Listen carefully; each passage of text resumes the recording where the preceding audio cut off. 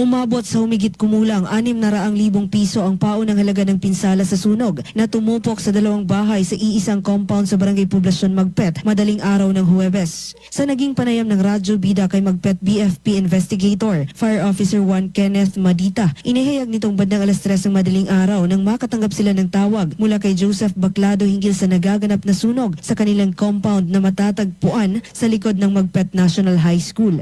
Ayon kay Madita, pasado 3:45 na ng madaling araw nang makarating sa lugar ang mga bumbero dahil mahirap pasukin ang lokasyon, dahilan na fully developed na ang apoy pagdating ng fire responders. Agad namang nagsagawa ng fire suppression ng BFP upang mapigilan ang pagkalat ng apoy at hindi na madamay ang iba pang kabahayan sa paligid. Batay sa salaysay ng mga residente, nagising na lamang ang mga ito na malaki na ang apoy. Sinubukan pa umano nilang magsalba ng ilang gamit, subalit hindi na ito nagawa dahil mabilis na kumalat ang sunog. Kabilang sa mga nasunugan sina Milka Budan, guro mula sa Basak High School, at Joseph Baclado, guro ng Magpet National High School, na tanging ang kanyang pamilya lamang ang kanyang nailigtas at wala nang nasagi pang ari-arian mula sa kanilang bahay. Gayunpaman, maswerteng walang naiulat na nasugatan o nasawi sa insidente. Tagad sa mga medyo dakon gid lang pan ng damage. Fully developed na gid ang kalayo. So gihimo na nga among beso nagka-cover exposure ni gisalda na complete pa namang isig. Pero marigat nang pa na tawag ng dalawa kabalay.